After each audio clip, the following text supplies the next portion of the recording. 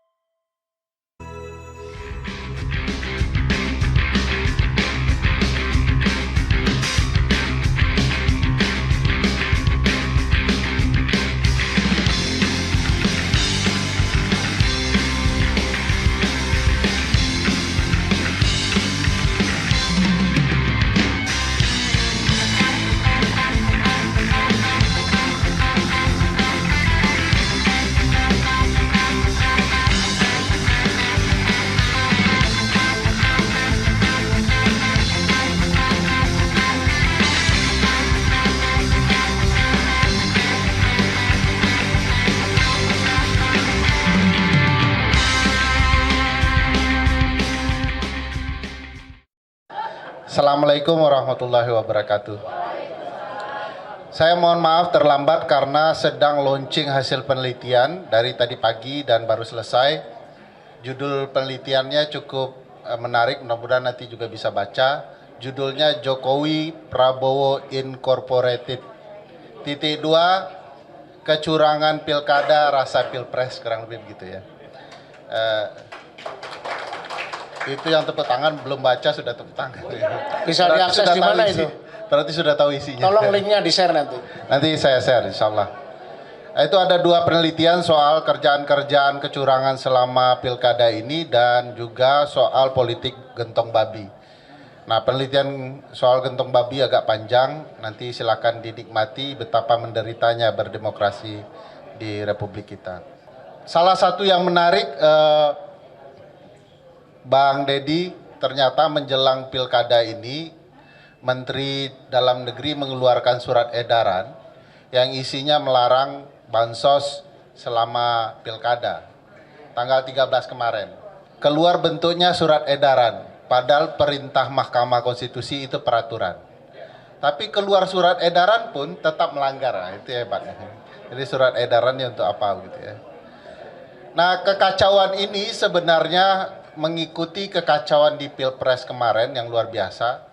Tidak sekedar kecurangan pemilunya yang luar biasa, tetapi bagaimana manipulasi yang diciptakan oleh sebuah keluarga dengan anak keturunannya agar bisa bertarung dan bisa memenangkan pemilu secara curang.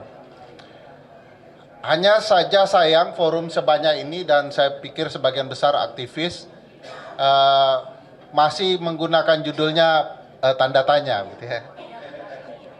Dapatkah Gibran dimakzulkan dan Jokowi diadili? Jawaban hukumnya bisa dapat, bisa tidak gitu ya. Saya pikir judulnya adili Jokowi dan kroni-kroninya serta makzulkan anaknya.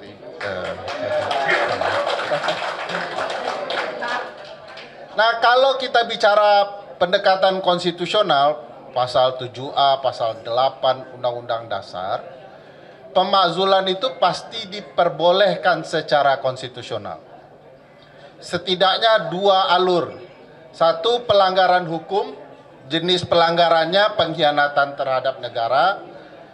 Saya tidak tahu ibu bapak sudah merasa terkhianati atau belum. Kalau saya sudah dari kemarin-kemarin gitu ya.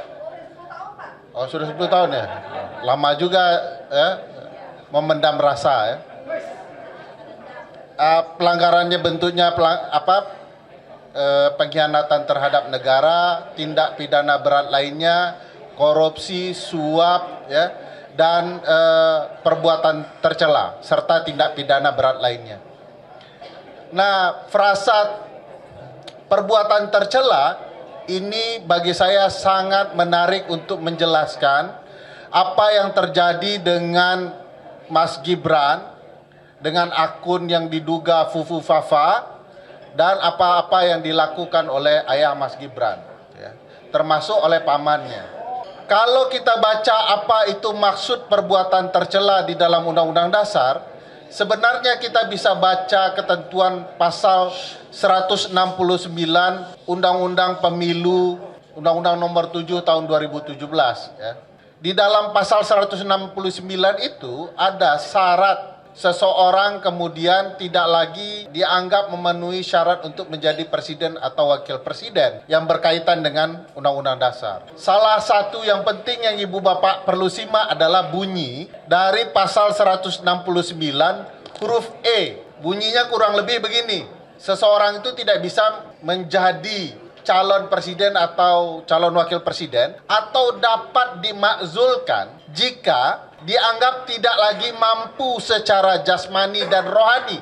Nah, ini yang selalu di mana-mana oleh Pak Roy Suryo dibicarakan. Ini orang terganggu nggak jasmani dan rohaninya? Tapi ada lagi kalimat lanjutannya, serta tidak kemudian terkait dengan kejahatan narkotika. Ini kemarin sempat ada banyak isu soal itu, tetapi bagi saya ini tidak akan bisa terbongkar sampai ada proses peradilan yang patut untuk kemudian memakzulkan presiden dan atau wakil presiden dalam konteks bunyi Undang-Undang Dasar ini dan Undang-Undang Pemilu. Kalau dilihat problematikanya kan ada di Mas Gibrannya. Apakah dia mampu secara jasmani dan rohani? Itu pertanyaan besarnya. Kalau kita kaitkan dengan keberadaan akun yang menghebohkan yang bernama akun Fufu Fafa. Bayangkan satu republik sudah heboh soal akun siapa pemilik sesungguhnya, tetapi sama sekali tidak ada pembuktian. Wakil presiden semestinya tersudut. Semestinya dia mengatakan, saya bukan pemilik akun Fufu Fafa. Dia sudah mengatakan begitu ya. Tanyakan kepada pemiliknya, kurang lebih kan begitu.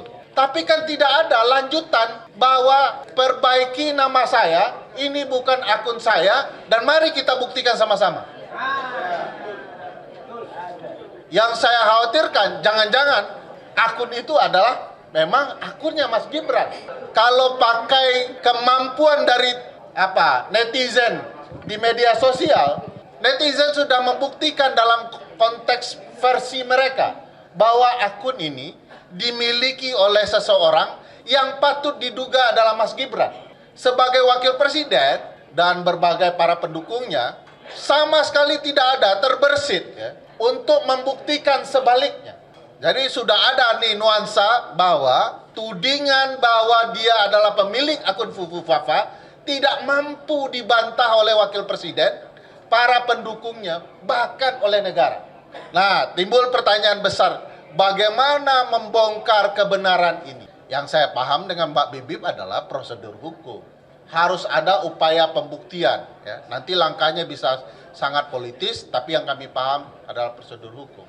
Kalau kemudian gejolak politik di parlemen sudah didominasi oleh lawan-lawannya Bang Deddy, pilihannya menurut saya adalah publik luas menempuh jalur hukum dengan mengeluarkan catatan publik soal akun ini, dan apakah dia sudah terpenuhi ya unsur-unsur telah melanggar konstitusi dan melakukan perbuatan tercela yang dilarang oleh konstitusi, dibuat, ditulis ya, dan kita serahkan ke Bang Deddy. Jadi kita buat nih, tulis dengan benar bahwa ini ada pembuktiannya. Nanti Bang Roy Suryo ya, Pak Roy Suryo nanti menjelaskan secara teknologinya, kita tulis argumentasinya, nanti rame-rame kita serahkan ke parlemen. Nah, kita tunggu apakah gerakan parlemen akan berlanjut dengan gerakan publik, itu lain lagi.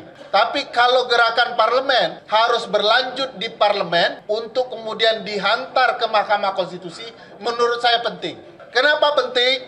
Kalau kemudian data dan penjelasan ilmiah soal keterlibatan akun Fufu Fafa yang kemudian dikatakan telah melakukan perbuatan tercela yang tidak patut dilakukan oleh wakil presiden itu dibawa ke forum privilegiatum namanya, forum khusus di Mahkamah Konstitusi, maka di sana mungkin kita bisa bongkar berbagai kejahatan pemilu lainnya yang dilakukan oleh Fufu Fafa maupun oleh bapaknya. Jadi penting juga tuh Bang Deddy selain memastikan publik juga menekankan ini untuk disuarakan lebih besar gaungnya, juga parlemen memastikan ada upaya secara parlemen bahwa bukti-bukti ini harus diselidiki oleh parlemen dan nanti akan berlanjut ke Mahkamah Konstitusi. Kita kan mau dengar di Mahkamah Konstitusi apa pembelaannya, kok nomor teleponnya sama, kok kalau dikirim mengarah kepada nomor teleponnya, kok nomor telepon itu terdaftar ketika dia mengajukan diri menjadi wali kota Solo. Bagaimana dia membantah? Dan bagaimana kemudian sidang di Mahkamah Konstitusi untuk pertama kali kita meminta bahwa ada presiden dan atau wakil presiden dimakzulkan karena melanggar konstitusi. Kalau enggak, pasal ini tidak pernah akan terpakai. Ya, sekaligus menarik ya, apakah Uncle Usman akan terlibat lagi atau tidak terlibat? Pertimbangan Uncle Usman ini penting untuk menarik gejolak publik, Bang Deddy, karena keterlibatan Uncle Usman meloloskan keponakannya itu memancing gaung publik untuk bersatu. Ya, makasih juga ke Uncle Usman itu. Publik tiba-tiba bergerak, tidak diam, ya, mempermasalahkan itu. Siapa tahu kalau perkara ini diajukan ke Mahkamah Konstitusi, Uncle Usman kan bingung ya, mau bela ponakan, sudah kadung ketahuan gitu ya. Atau kalau mundur, nanti keponakannya bisa di-impeach. Menarik juga bagi saya, kalau kasus ini sampai ke MK. Kita lihat sejauh mana dominasi keluarga ini. Nah ini catatan penting, besok pagi super penting bagi publik. Kenapa super penting? Karena besok pagi akan memperlihatkan apakah dominasi dinasti Mulyono masih bisa mengendalikan berbagai permainan politik atau tidak. Ngaku-ngakunya sudah ada 80 calon kepala daerah meminta support dari dia. Kalau data yang kami telusuri, hanya 20 saja. Kalau bisa 20-20-nya pastikan kalah. Karena itu akan membantu Pak Prabowo percaya diri bahwa dia adalah presiden. Kalau tidak, dia tidak akan pernah bisa percaya diri bahwa dia presiden. Dia akan merasa dia jadi presiden karena pertolongan Mulyono. Saya juga heran, walaupun pertemuan di luar negeri kemarin sangat penting ya, ada OPEC, ada COP dan segala macam gitu ya, yang sangat penting untuk dihadiri seorang presiden. Tapi kemarin itu seolah-olah memberi panggung bagi presiden lalu dan anak presiden untuk kemana-mana. Salah satu kebohongan anak presiden yang menurut saya menarik sebagai sesuatu yang kita telusuri, jangan-jangan memang Pak Prabowo ini belum merasa dirinya sebagai presiden, adalah ketika pernyataan dari Mas Gibran yang mengatakan segala program adalah program presiden. Nah, presiden yang mana belum tahu kita. Dia bilang begitu, bahwa kita akan menjalankan program presiden. Tapi yang dia launching adalah lapor wakil presiden. Kalau dia betul-betul mau mensupport presiden, mensupport Pak Prabowo, mestinya yang dia launching adalah lapor presiden. Jadi jangan-jangan bahasa bahwa segala program adalah program presiden, saya tegak lurus kepada presiden, saya akan dukung presiden. Di balik itu dia sibuk mempersiapkan kampanye menuju 2029. Kalau dia sedang mempersiapkan itu, yang menderita bukan hanya Bang Deddy Sitorus, kita semua juga ikut menderita. Jadi bagi saya kesalahan konstitusional yang dia lakukan dengan menunjuk. Saya menderitanya selama dia memerintah. Nyebokin dulu kerja saya. Mulai ada pengakuan-pengakuan dosa. Saya pikir ya, ini penting bagi kita untuk memastikan penegakan apa yang diatur di konstitusi betul-betul bisa berjalan dengan fair. Kalau tidak, selama-lamanya pasal ini hanya akan jadi kuburan saja. Percuma tuh Pak Said Didu, percuma tuh Bang Deddy Sitorus, percuma Bang Roy Suryo, apalagi Mbak Bibip lebih percuma lagi buat film gitu ya. Bang Eros Jarot dan lain-lain. Percuma ibu bapak sekalian bicara soal negara hukum, negara konstitusional. Karena di depan kita ada pelanggaran konstitusional. Dan ini kita diamkan saja. Tidak ada gerakan simultan dari publik untuk memastikan konstitusi kita ditegakkan. Bukan kehendak rakyat yang namanya keluarga Mulyono. Saya pikir itu. Terima kasih. Assalamualaikum warahmatullahi wabarakatuh. Terima kasih, tepuk tangan untuk Bung Ferry. Baik, terima kasih. Selamat siang. Assalamualaikum warahmatullahi wabarakatuh. Menjawab pertanyaan Mas Lukas tadi, saya kira ada 4 hal yang ingin saya bicarakan ya. Yang pertama, aspek hukumnya Fufu Fafa. Kedua, aspek hukumnya bapaknya. Dan yang ketiga nanti saya kasih kerangka sedikit soal negara hukum. Dan yang keempat nanti saya kasih yang agak di luar hukum tapi membuat kita agak kesulitan bergerak. Nah, jadi pertama, aspek hukum Fufu Fafa. Jadi kalau persoalannya tadi sudah diurai dengan sangat baik ya. Jadi saya nggak akan mengulang. Tadi sudah banyak sekali yang ditampilkan, semua bukti dan lain sebagainya. Dan saya setuju dengan Mas Deddy bahwa pasti Pak Prabowo bukannya nggak tahu. Ya nggak mungkin lah. Kan semua aparat negara itu lapornya kepada presiden pada akhirnya. Dan sebelum itu pun kita semua paham bahwa tangan-tangan dan jaringannya Pak Prabowo juga sangat kuat pun sebelum jadi presiden. Jadi kalau dia nggak tahu ya nggak mungkin. Nah, jadi pertanyaannya adalah kenapa sampai sekarang dan sampai pelantikan belum ada tindakan apapun dari kekuasaan itu sendiri. Nah, jadi Ibu dan Bapak sekalian, saya ingin membahasnya pertama-tama dari aspek timeline dulu deh. Dan kita semua tahu Pilkada ini juga luar biasa, nggak kaleng-kaleng. Ini semua, maksud saya pilkada serentak yang luar biasa banyak. Dan sangat kelihatan tuh antara yang didukung oleh kekuasaan. Bahkan kalau saya hobinya sambil jogging tuh dengerin bocor alus ya. Jadi saya denger bocor alus yang Sabtu kemarin tuh ada acara di mana ada yang ke Solo lah gitu berkonsultasi. Dan kemudian setelah itu sampai ada yang sudah beredar ya suratnya. Surat, bayangkan sudah nggak malu-malu bahkan untuk mengeluarkan surat resmi pakai kop, walaupun kopnya bukan gambar Garuda tapi nama. Tapi kan artinya ada yang memang sedang betul-betul dipertaruhkan paling tidak sampai besok. Atau sampai semua kepala daerah selesai urusannya bahkan di Mahkamah Konstitusi. Jangan lupa nanti ada sengketa pilkada kan segala macam. Nah, jadi itu satu ya timeline pertama. Timeline 1B-nya adalah kalau kita semua melihat, kita selalu ngitung 100 hari, 100 hari, 100 hari. 100 harinya Ibu dan Bapak sekalian dan kawan-kawan, kita harus hitung dengan memperhitungkan pilkada, tapi juga dengan memperhitungkan aspek-aspek lainnya untuk menjaga supaya ada kestabilan politik.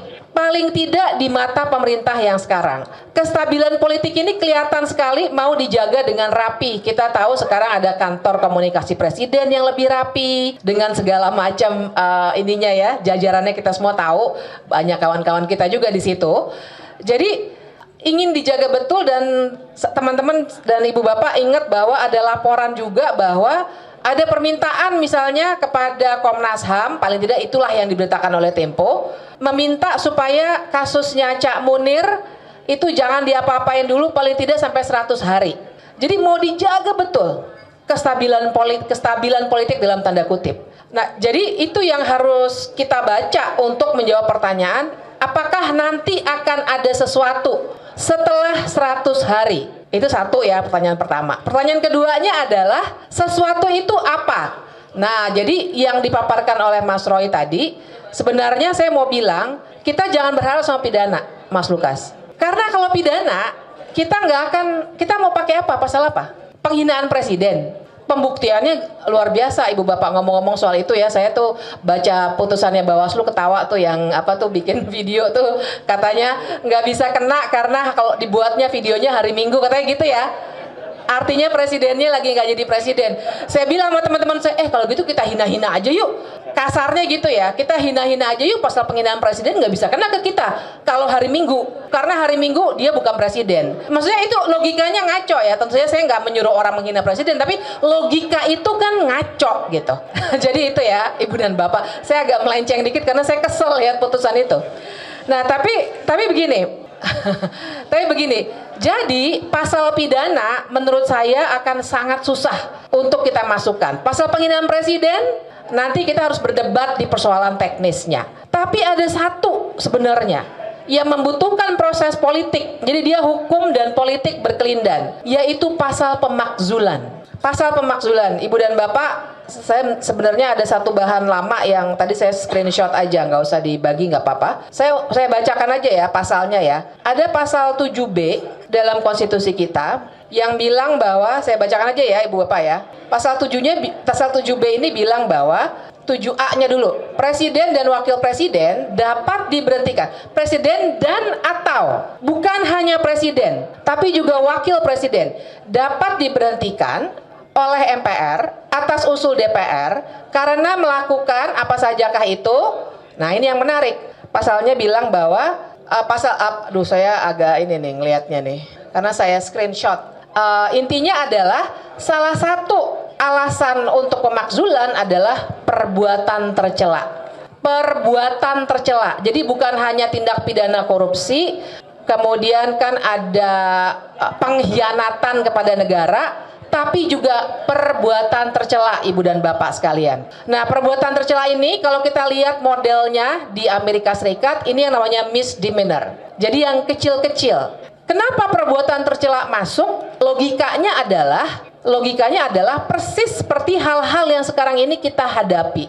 Nggak perlu jadi koruptor. Jangan sampai lah ya. Nggak perlu jadi pelaku kekerasan, tapi begitu dia sudah adabnya, tindak tanduknya, pikirannya sudah tidak lagi sesuai dengan syarat seorang presiden atau wakil presiden dan janji dan sumpah jabatannya, dia bisa kena pasal pemakzulan. Nah, jadi kalau saya sih menyarankan ke situ ketimbang pasal-pasal pidana. Karena kalau pasal pidana nanti kita akan ribet lagi dengan persoalan-persoalan teknisnya, terutama ini adalah pejabat negara. Ibu dan Bapak tahu kalau pejabat negara itu artinya juga secara pelaporannya misalnya ke polisi. Misalnya ke polisi ya, kalau pasal biasa penghinaan presiden atau undang-undang ITE dan lain sebagainya, kita kan kalau lapor ke polisi. Biasanya kita pakai aja kasusnya Haris dan Fathia karena semua orang kayaknya tahu. Haris dan Fathia maupun Pak Luhut dua-duanya melapor ke polisi. Tapi mana yang diproses? Laporannya Pak Luhut lah. Jadi bisa diduga kalau kita melapor dengan undang-undang ITE atau undang-undang KUHP, kita nggak akan direken Ibu dan Bapak sekalian. Perlu saya ingatkan bahkan nih ya, Fufufafa bisa naik, itu kan juga sebenarnya melanggar undang-undang tentang penyelenggaraan negara yang bersih dan bebas KKN. Sebenarnya. Nah, waktu itu ada kawan yang melapor. Ditindaklanjuti atau tidak oleh aparat negara? Tidak. Jadi lebih baik kita berfokus pada aspek politik dari kasus perbuatan tercela ini. Dan sedikit saya kasih referensi buat contoh ya. Di Amerika Serikat, misdemeanor itu ya, itu luas banget memang. Bill Gates, nah Ibu dan Bapak tahu Bill Gates, ingat ya Bill Gates ya. Kasusnya kan sebenarnya ini ya, kekerasan seksual, tindakan cabul ya kan. Monica Lewinsky, pasti masih ingat. Kok Bill Gates sih? Bill Clinton maksud saya, sama-sama Bill soalnya. Sorry. Maksud saya tentu saja Bill Clinton. Ada ya. Bill Clinton kasusnya adalah tindakan cabul dengan Monica Lewinsky. Tapi waktu dia diupayakan untuk dimakzulkan, tapi gagal ya Ibu dan Bapak. Yang dipersoalkan adalah kebohongannya kepada publik. Karena dia ngaku di hadapan publik bahwa saya tidak melakukan itu. Belakangan terbukti. Wah, jadi itu legal battle-nya luar biasa. Saya sendiri mengikuti karena itu menarik sekali. Karena dia pakai, ya di mana-mana kayaknya politisi sama ya. Kalau ada aspek hukum tuh belok-beloknya banyak sekali gitu. Nah, jadi waktu itu yang dia dipakai bukan tindakan cabulnya Bill Clinton itu sendiri terhadap atau kebalik Monica Lewinsky, tapi kebohongan dari Bill Clinton bahwa dia tidak pernah melakukan tindakan cabul itu. Nah, itu satu ya, Fufufafa. Yang kedua, PR dari Mas Lukas adalah bapaknya. Nah, kalau bapaknya saya kira saya sudah banyak ya, dan sekarang persoalannya gini, tentu saja kita tidak lagi bisa pakai pasal 7A itu karena Jokowi bukan lagi presiden. Nah, tapi saya harus bilang, kalau dia sudah tidak lagi jadi presiden, maka sesungguhnya hukum pidana maupun perdata bisa berlaku terhadap seseorang siapapun dia. Ibu dan Bapak jangan pernah lupa bahwa Soeharto sebenarnya perdata dia 1 kalah, Yayasan Super Semar 1 kalah. Pidananya sebenarnya jalan, tapi di stop waktu itu oleh Jaksa Agung. Nah, jadi ada kunci di situ Jaksa Agung. Tapi jangan lupa bagaimana kita bisa membongkar kelindahan ini, karena Jaksa Agung adalah anggota kabinet, dipilihnya oleh presiden yang baru tentu saja. Nah, jadi ini mungkin barangkali sesuatu aspek politik yang nanti oleh para narasumber yang lain bisa digali lebih lanjut. Nah, sorry saya kelupaan. Untuk Fufu Fafa tadi tantangannya adalah prosedur. Karena tadi 7A ya alasannya perbuatan tercela. Prosedurnya adalah DPR harus bersepakat dulu 8 fraksinya untuk bilang bahwa ini ada pelanggaran konstitusi. Itu aja udah menantang pasti. Nanti Bang Deddy saya kira harus mengulasnya ini. Sangat-sangat menantang pasti. Kalau DPR sudah setuju, DPR harus mengirimkannya ke Mahkamah Konstitusi. Mahkamah Konstitusi akan memeriksa secara hukum. Kalau terbukti, nah mungkin nanti Mas Roy bisa dipanggil oleh Mahkamah Konstitusi, maka Mahkamah Konstitusi akan ngirim balik ke DPR, kemudian DPR bikin sidang MPR, berarti DPR-nya sekarang plus DPD. 2/3 harus setuju untuk memakzulkan. Nah, jadi tantangan politiknya luar biasa besar. Tapi saya taruh aja dulu di atas meja, nanti kita diskusikan. Karena menurut saya barangkali ini juga sesuatu yang harus kita olah, bukan hanya politik formal. Tapi masuk saya poin yang berikutnya. Persoalan kita adalah jangan sampai kesalahan-kesalahan baik oleh Fufu Fafa maupun oleh bapaknya itu kita diamkan dalam konteks negara hukum. Masalahnya adalah, Ibu dan Bapak, ini akan jadi preseden. Sekarang saja bahwa Soeharto belum pernah diadili secara pidana dijadikan referensi secara salah. Seakan-akan presiden kebal hukum. Padahal tadi makanya saya ingatkan, sebenarnya udah mulai, cuma di stop secara politik. Nah, yang saya khawatirkan kalau kita bahkan tidak memulainya, yang akan terjadi adalah bangsa ini akan selalu mengingat bahwa kekuasaan tidak bisa dicek. Dan ini bahaya buat kita ke depannya. Dan yang terakhir, tadi saya poin terakhir gini. Masalahnya adalah kalau Milan Kundera sering banget sudah dikutip ya, udah agak-agak ini ya, udah agak terlalu pasaran barangkali dikutip, tapi tetap relevan. Perjuangan melawan kekuasaan adalah perjuangan melawan lupa. Nah, yang saya khawatirkan Ibu dan Bapak sekalian, secara hukum sulit, secara politik yang saya khawatirkan kalau hal ini tidak kita narasikan terus-menerus, ini akan tenggelam. Bukan hanya secara hukum, di media sosial sampai udah ada yang nyela-nyela, oh Fufu Fafa itu Roy Suryo gitu kan. Itu kecil-kecil Ibu dan Bapak, tapi nanti kita bisa tanya lagi sama Mas Roy, bagaimana peternakan buzzer itu jalan terus. Barangkali di sini juga ada. Nah, tapi saya nggak soal kalau pada kita, saya kira kita semua udah biasa dengan itu. Persoalannya adalah sebagai bangsa. Kalau adik-adik kita, anak-anak kita, cucu kita sampai 10-20 tahun kemudian selalu percaya bahwa kekuasaan tidak bisa diawasi, tidak bisa kena akibat hukum dan politik, bangsa ini lama-lama tidak akan bisa punya negara hukum. Dan buat saya itu yang paling berbahaya.